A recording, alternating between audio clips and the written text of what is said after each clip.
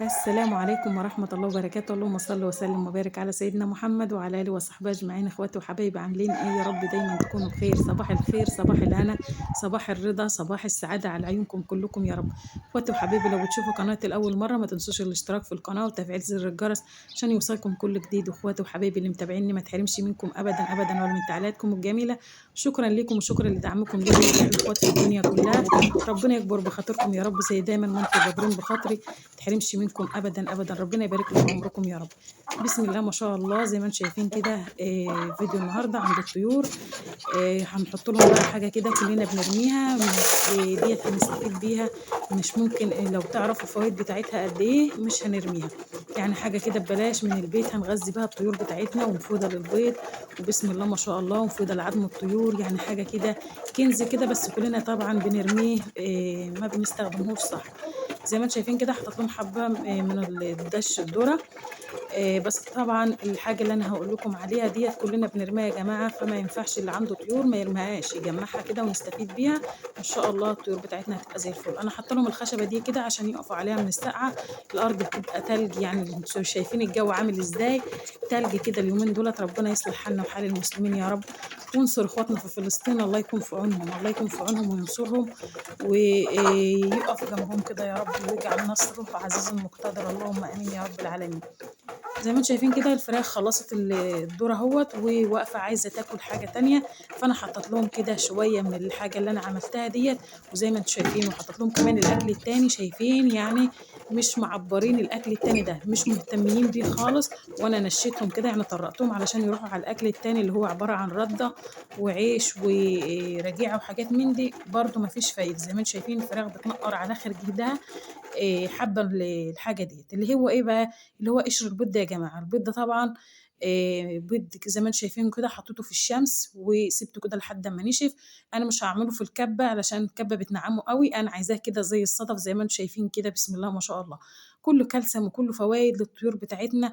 لو عندك طيور صغيره نعميه في الكبه وحطه له. بس انا عشان الطيور بتاعتي ديت كبيره، انا حابه ان انا احط لهم زي ما انتم شايفينه كده زي الصدف كده، مش عايزه انعمه اكتر من كده. شايفين ما شاء الله، يعني ديت احنا كنا بنرميه ما بنستفيدش بيه، بس والله هو ليه فوائد كتير وبسم الله ما شاء الله عليه.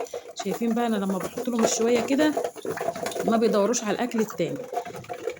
سامعين الصوت بتاع التنقير بتاعهم؟ يعني حاجه كده بسم الله ما شاء الله. طب انا ليه ارميه وانا ممكن استفاد بيه واحطه للطيور بتاعتي؟ اعين بقى الشويه دولت احط لهم وقت تاني، علشان خاطر هم كده الشويه اللي قدامهم دولت حلوين بسم الله ما شاء الله. سامعين الصوت بتاع التنقير بتاعهم؟ يعني مش راضيين يروحوا من الاكل التاني ولا بيدوروا عليه. اهم حاجه عندهم القشر البيض ده. جربيه وان شاء الله يعجبك، وان شاء الله هتشوفوا من وراه نتيجه بيض كويسه.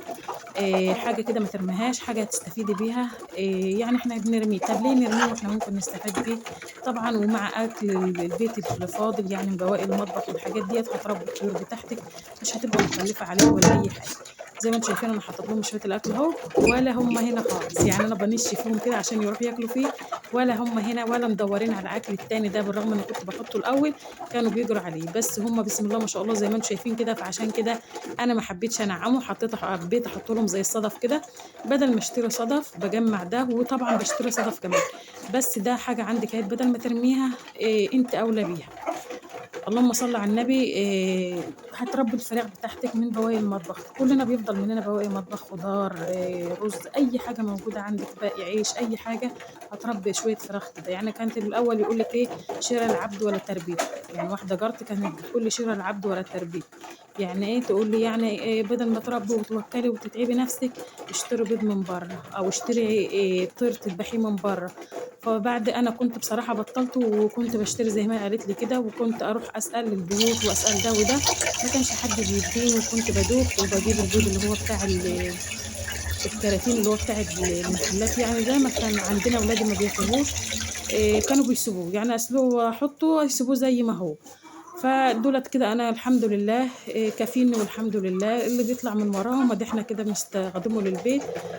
لكن بياع لا، انا ما بجيبش منه، لان يعني الجو ساعه زي ما انتم شايفين كده، واللي بيطلع يا دوب كده بحوشه وبنتعشى بيه ليله. اقليه كده يفطروا بيه يتغدوا بيه. والحمد لله فضل ورضا من عند ربنا. اشيل الشكاره دي بقى كده علشان الشمس تدخل لهم، ولان الجو تلج اليومين دول. اهم حاجه يكون تحت الطيور نظيف. ولو عجبكم الفيديو ما تنسوناش في لايك وشير للفيديو. احلى اخواتي